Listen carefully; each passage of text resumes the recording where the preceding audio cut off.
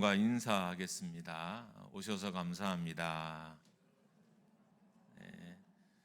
자, 아시죠? 사랑합니다, 사랑합니다, 사랑합니다. 시작. 사랑합니다, 사랑합니다, 사랑합니다. 교회가 제가 불편한 진실이란 제목으로 세 번째 설교를 해요. 3탄입니다. 3탄. 교회가 불편한 사람들이 많습니다. 제 입장에서는 교회를 불편하게 여기는 분들이 되게 심각한 거예요. 왜냐하면 제 밥줄이 달린 거잖아요. 교회가 잘 안 되면, 농담으로 하는 거예요, 여러분. 교회가 잘 안 되면 제가 봉급도, 여러분 표현에 뭐하면 봉급도 못 받고 교회가 주는 사례로 제가 살아가니까. 근데 성도들이, 세상 사람들이 교회를 불편하게 여기고 교회를 못 오는 일은 목사인 저에겐 되게 심각한 일인 거예요. 그렇기 때문에 왜 사람들이 교회를 불편할까 생각하지 않을 수가 없어요. 왜 사람들은 교회 오기 불편하고 교회 와서 예수 믿자 하면 막 꺼려고 또 도망을 가고 왜 달아날까? 제가 목장교회에 온 지가 16년이 됐는데 16년 동안 제가 변하지 않고 한결같이 한 것이 있어요. 여러 가지가 있지만 그 중에 하나가 교회 주변과 교회 옆에 있는 성직공원을 청소하는 거예요. 왜 그랬을까요? 시간이 남아서요. 제가 횟수로 16년 동안 교회 주변과 성직공원을 청소한 것은 교회와 교회 주변의 사람들이 서로 불편하지 않았으면 하는 마음 때문인 거예요. 교회가 여기 있는 것 때문에 교회 주변의 사람들이 피해를 보거나 불편하면 안 좋잖아요. 그 사람들이 예수님을 안 믿게 되니까 제 입장에서는 교회에 대한 좋은 마음을 가지게 하는 게 어떨까 하는 생각에서 하게 됐고, 물론 청소하는 건 제 취미와도 연관돼 있어요. 제가 약간 생각보다는 깔끔을 떠는 사람이라서 청소하는 걸 되게 좋아합니다. 그래서 제 성향도 있고 또 주변의 분들과 좋은 관계를 맺고 싶기도 하고 해서 16년 동안 정말 열심히 교회 주변을 청소하고 공원도 청소했어요. 여러분, 공원 청소하는 게 어려운 게 낙엽이 많이 나올 때는 1년에 한 40푸대 정도가 나와요. 엄청나게 나오죠. 그걸 다 쓸어서 담아 놓으면 이제 동사무소에서 직원들이 시켜서 위탁 업체들이 다 가지고 갑니다. 제가 시간이 남아서 이렇게 한 게 아니라 어떻든 교회 주변의 사람들과 좋은 관계를 맺고 싶어서 그분들이 교회를 불편하게 여기지 않게 하기 위해서 이렇게 했습니다. 요즘 전도는 이미지 전쟁입니다. 그래서 이단들도 이미지 전도를 사용해요. 요즘은 길거리에서 좁게 차려놓고 전도하는 대부분의 사람들은 이단인 거예요. 어떤 유튜버가 길을 가는데 타투를 봐주겠다는 거예요. 근데 느낌이 좀 이상하더라고요. 교회 이야기도 나오고 그런데 타투를 봐요. 원래 교회는 타투를 보진 않거든요. 또 전도한다고 타투라는 도구를 쓰지도 않고, 가만 봤더니 이단들이 어떤 도구를 통해서라도 예수 믿지 않는 사람들을 접촉해서 그 사람들이 예수를 전한 건 아니죠. 자기의 교주의 믿음을 심어주려고 좋은 이미지로 자꾸 접근하고 있었던 것입니다. 요즘은 목회자의 설교도 중요하고 성도들의 삶도 되게 중요하지만 사람들이 교회의 이미지를 보고 교회를 오는 경우가 되게 많아요. 그래서 교회들도 조명도 신경을 써요. 저희 교회도 이게 조명이 달려 있죠. 조명도 신경을 쓰고, 불과 이렇게 본당 앞을 고친 적은, 리모델링 한 것은 얼마 되지도 않았어요. 뒤에 스크린도 아주 큰 대형 스크린을 저희가 설치해 놨죠. 이렇게 해서 좋은 이미지를 줘야 세상 사람들이 교회를 불편하게 여기지 않고, 불편하게 여기지 않아야 목사가 하는 말들을, 설교를 아멘으로 받고 예수 믿게 하기 위해서 이렇게 하고 있는 것입니다. 그리고 교회 건물이나 조직, 사역에 배려와 그리고 비전을 담기 위해서 노력해요. 그래서 사람들이 교회에 오면 이 교회는 이런 특징을 가진 교회구나라고 말하지 않아도 알 수 있게끔 그렇게 교회를 리모델링하는 경우도, 교회를 건축하는 경우도 많이 있습니다. 근데 솔직히 말하면 그렇게 아무리 교회가 이미지를 좋게 해도 가보면 그냥 그 교회가 그 교회이긴 해요. 이미지는 좋아도 내부에 들어가 보면 세상에 안 좋은 일들이 그 안에 있는 경우가 꽤 많이 있어요. 세상보다는 좀 나을지 모르지만 어떻든 세상에 여러분들이 인간관계에 피해서 막 교회를 왔어요. 너무 힘들어서. 근데 나중에 교회 안에도 옛날에 나를 대했던 그런 비슷한 사람들이 있을 때도 있다는 것입니다. 그러니까 교회 안에 예수를 믿으러 왔는데 그 사람들을 불편하게 하는 것들이 교회 안에도 있다는 의미입니다. 어쨌든 제 입장에서는 VIP들이 교회에 왔을 때, 불신자들이 교회에 왔을 때 저나 그리고 성도들을 또 우리 교회를 불편하지 않았으면 하는 마음이 정말 간절합니다. 그렇다면 왜 사람들은 교회를 불편하게 생각할까요? 가장 큰 이유는 교회가 교회답지 않기 때문인 것입니다. 그러니까 말하는 것과 행동하는 것이 다르다는 거예요. 목사님, 제가 여기 설교하는 것과 제 삶이 다르고 교회 다니는 장로님이나 권사님들, 집사님들이 말하는 것과 행동하는 것이 다르기 때문에 교회를 불편하게 생각합니다. 성도들도 불편하기 마찬가지예요. 그래서 교회를 떠나는 많은 사람들이 교회 안에 있는 목회자나 성도들의 이중성을 보고 교회를 떠나기도 합니다. 지난주 우리 교회를 방문해서 색소폰 연주를 정말 기가 막히게 했던 박광식 선교사님도 처음에는 교회에 대해서 환멸을 느꼈던 사람이에요. 그러니까 교회를 조금 싫어하는 정도가 아니라 환멸을 느꼈던 사람이에요. 본인 스스로가 나는 옛날에 안티 기독인이었습니다라고 할 정도로 교회를 싫어하되 적극적으로 싫어하는 분이었습니다.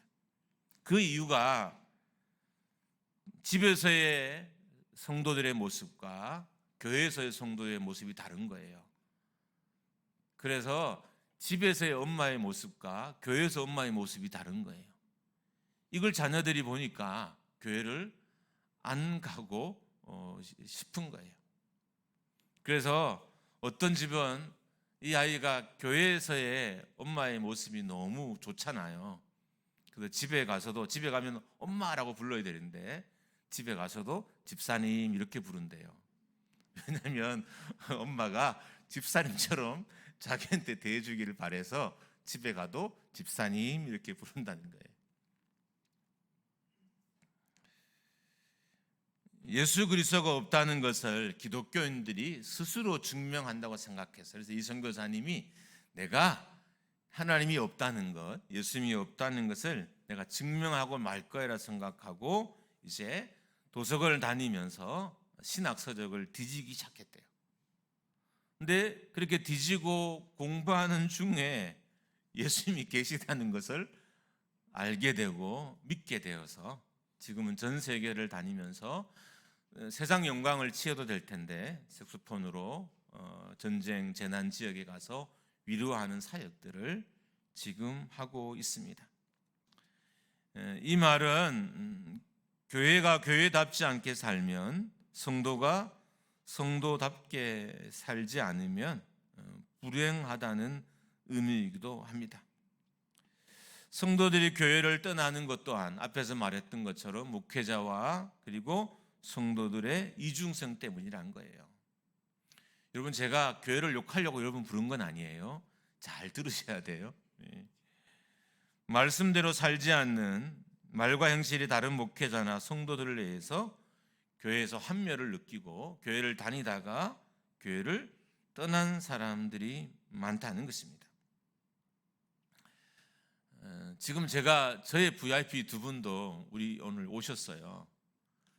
저희 교회 오셔서 이제 공사를 자주 하시는 사장님들이신데 두 분이 오셨어요.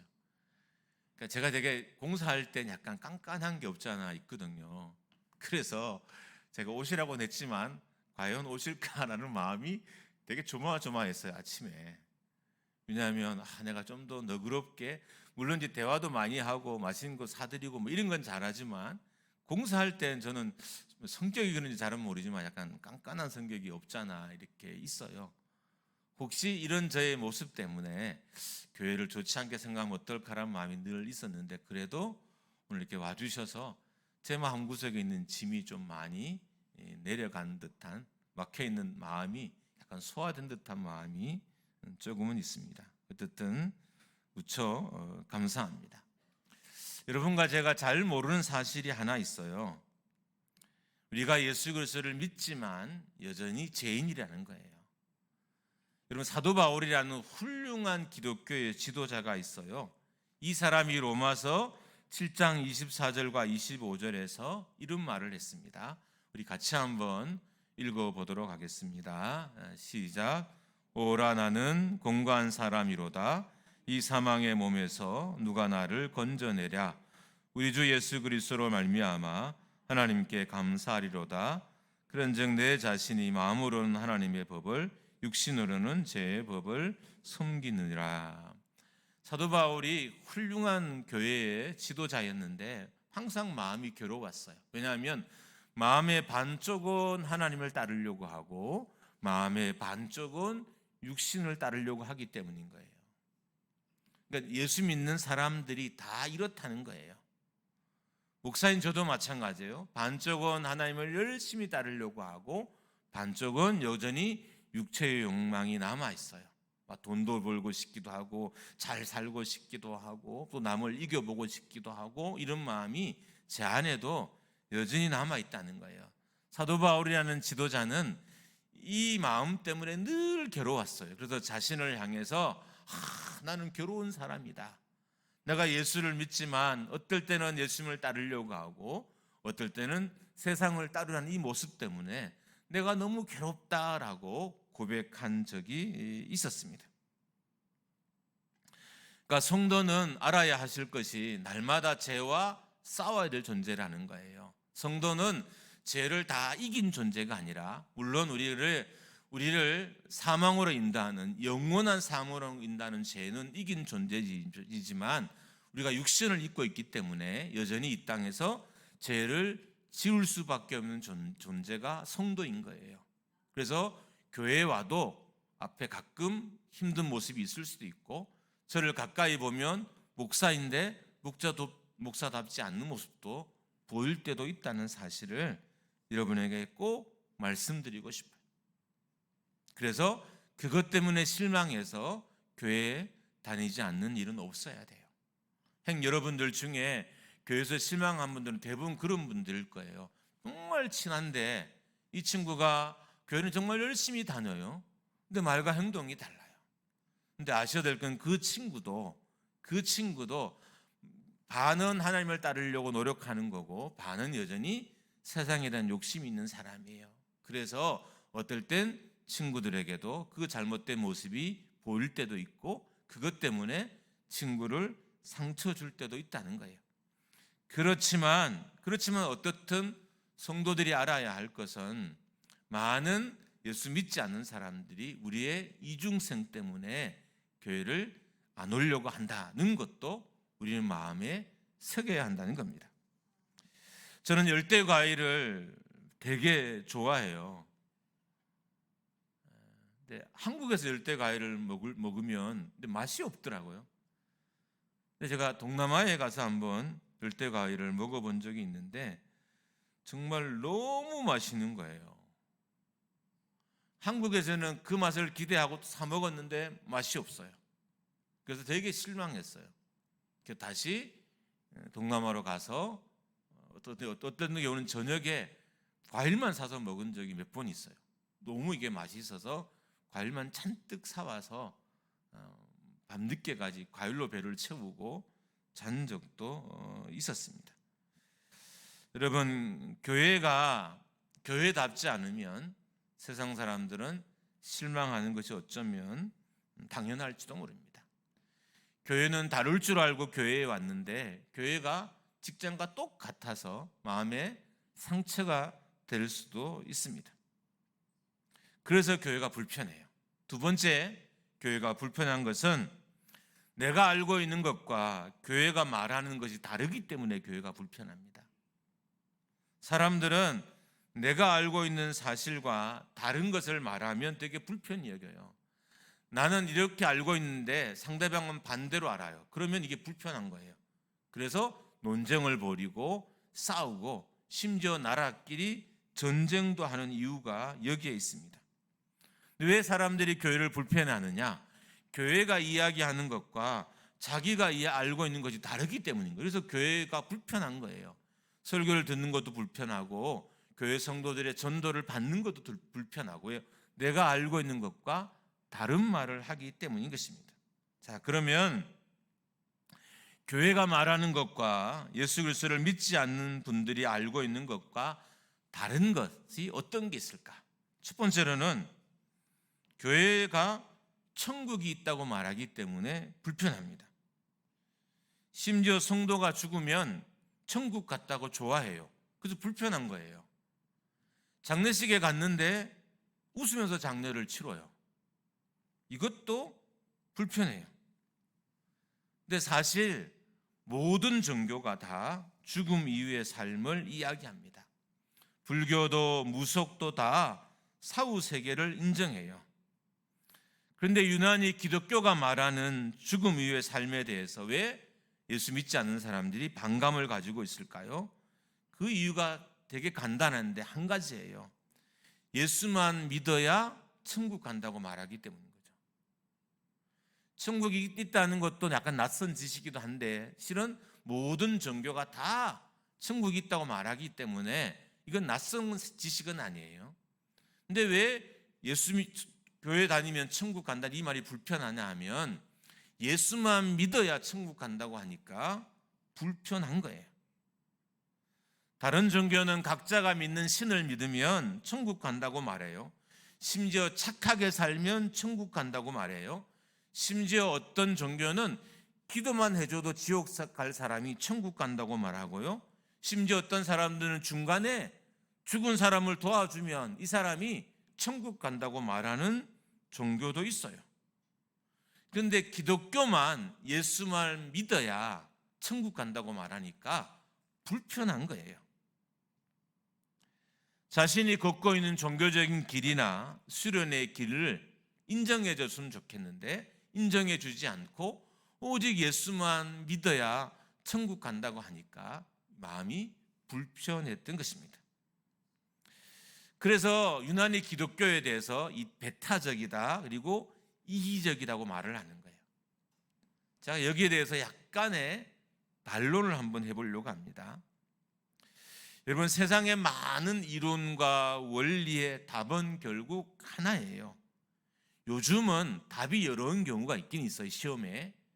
근데 이 시험 문제지를 자세히 보면 애초부터 답이 여러 개인 것을 문제로 냈어요. 그래서 답이 여러인 것이지 대부분은 세상의 모든 이론들과 원리들, 문제들의 답은 하나라는 사실이 아닌 거예요. 이걸 일반화시키면 세상의 모든 진리의 답은 하나라는 사실입니다. 그래서 천국 가는 길도 하나이기 때문에 저희가 예수를 믿어야 천국 간다고 그렇게 욕을 먹어가면서도 여러분에게 전도하는 것입니다. 걱정이 있어요. 다른 걸 믿다가 천국 못 갈까 봐 걱정이 되는 거예요. 그래서 우리가 이걸 주장하다 보니까 여러분들이 이것을 배타적이고 이기적으로 생각해서 교회가 불편했을 수도 있습니다. 두 번째 교회가 불편한 이유는 모든 사람들을 죄인이라고 말하기 때문에 불편한 거예요. 법도 어겨본 적이 없는데 교회에 오면 죄인이라는 거예요. 다른 종교는 대부분 평안과 안전을 말해요. 행복을 말하고 기쁨을 말하는데 교회만 오면 유난히 죄인이라고, 설교 때마다 죄인이라고 하고, 성도들도 자기가 죄인이라고 막 눈물 흘리고 회개하고, 이게 예수 믿지 않는 분들에겐 되게 낯선 거입니다. 죄를 지어본 적이 없는데도 죄인이라고 하니까 불편한 거예요. 자, 로마서 6장 23절 우리 같이 한번 읽습니다. 시작. 죄의 삭선 사망이요 하나님의 은사는 그리스도 예수 우리 주 안에 있는 영생이니라.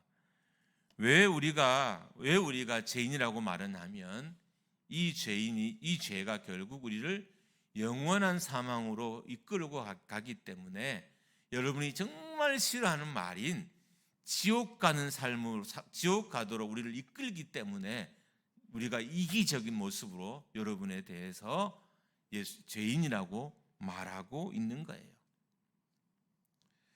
예수님께서 죽었던 우리를 살리셨다고 하니까 그것도 불편한 거예요. 교회 가니까 우리가 예수 믿으면 우리가 죄로 죽었던 우리가 살아난다는 게 도대체 무슨 말인지 모르겠어요. 왜냐하면 나는 지금 살아있으니까. 에베소서 2장 1절입니다. 한번 같이 읽습니다. 시작.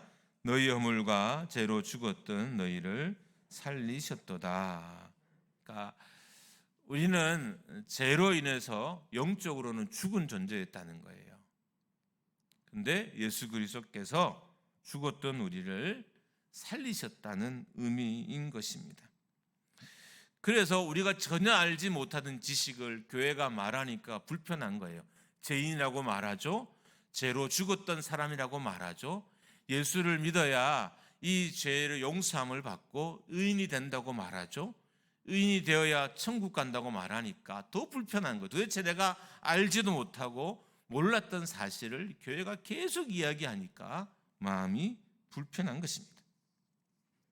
더 나가서 계속 회개하라고 하니까 더 불편한 거예요. 이제 교회를 좀 왔어요. 근데 한 번 회개했는데 또 회개하라는 거예요. 그 다음 또 예배를 갔더니 또 회개 기도하자는 거예요. 또 이게 문제가 생긴 거잖아요. 아니, 한 번 회개하면 되지 내가 왜 계속 회개를 해야 하냐고. 그리고 예수를 믿지 않는 분들이 교회를 불편하게 하는 요소 중에 하나가, 그렇게 회개하면서 하나님께는 잘못했다고 용서를 빌고 사람들에게는 용서를 안 비는 거예요. 이것도 예수 안 믿는 사람들 입장에서는 되게 불편한 거예요. 아니, 자기들이 나한테 죄를 지어놓고 왜 하나님께만 회개하냐고. 그러면 원래 기독교의 회개는 하나님께도 회개하고 내가 죄를 지은 사람에게도 회개해야 돼요. 회개가 아니고 용서를 빌어야 돼요. 이게 참 회개이긴 해요.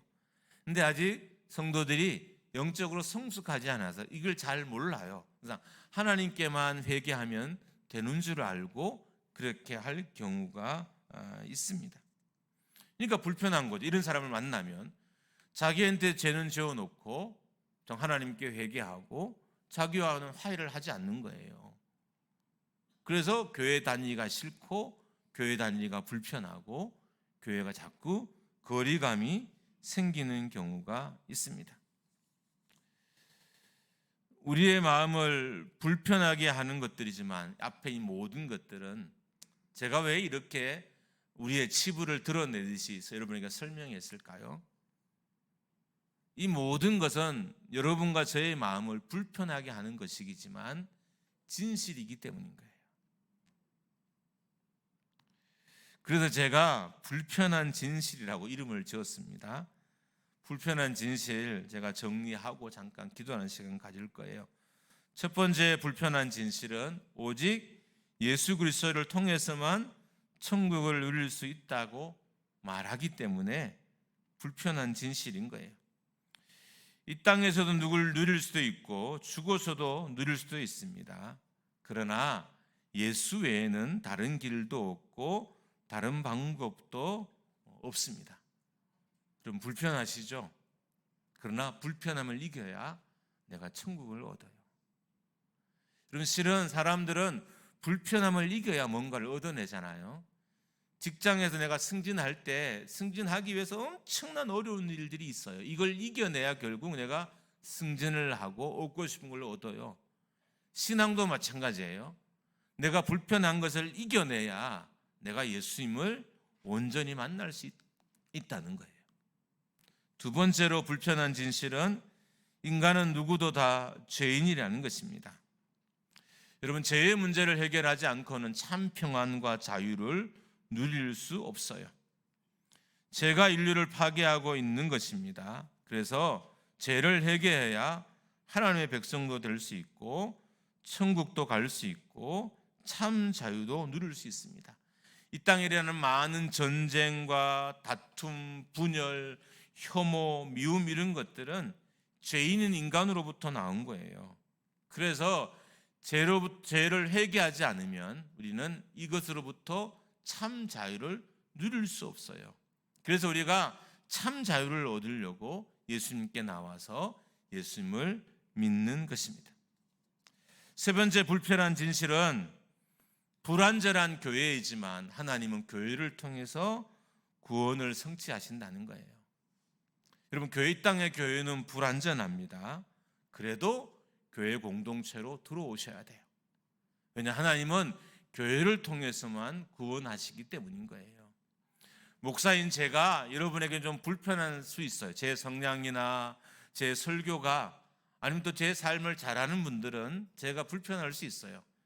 그래도 그 불편함을 이기시고 교회로 오셔야 돼요. 왜냐하면 하나님은 교회를 통해서만 구원하시기 때문입니다. 여러분, 교회 다니는 성도들이 불편하실 수 있어요. 이기적이고 배타적으로 보이고 자기만 생각한다고 여겨요. 근데 실제로 가까이 보면 그런 분도 있지만 아니, 훨씬 더 좋은 분들이 많이 있어요. 우리 교회도 제가 자랑하기 다 모자랄 말 정도로 정말 좋은 성도들이 우리 교회도 많아요. 근데 우리가 그냥 먼 밭일서 보고 대충 보니까 싫은 사람, 이기적인 사람, 나쁜 사람 보이지만 가만히 들여다보면 그래도 좋은 분들이 참 많아요. 제가 여러분에게 권면하고 싶은 것은 혹 지금까지 교회에 대해서 좀 실망한 분이 있다 하더라도 오늘이 기회라고 생각하시고 마음의 문을 활짝 열고, 그래, 내가 오늘부터 그래도 한 달에 한 번씩이라도 내가 교회를 다녀보자. 내가 교회를 좀 싫어했는데, 교회 다니는 사람들이 얄미웠는데, 그래도 내가 한번 마음의 문을 열고 교회를 다니자라고 한번 결단해 보십시오. 왜냐하면 교회는 불완전한 공동체고 성도는 불완전한 사람들이지만 그래도 구원의 공동체이기 때문이에요. 그리고 여러분, 가끔 아실 게 있어요. 가끔 교회가 아주 좋지 않아도요, 우리끼리 이 안에 천국을 맛볼 때가 있어요. 여러분에게 꼭 알려주고 싶어요. 가끔 우리가 싸울 때도 있어요. 근데 우리끼리 이 안에서 천국을 맛볼 때가 있어요. 이 정도면 목장교회 교인들은 아멘 해야 되는데 여러분이 아멘 하지 않으니까 안 믿잖아요. 할렐루야. 우리끼리는 그래도 천국을 누릴 때가 있어요. 할렐루야. 여러분, 정말이에요.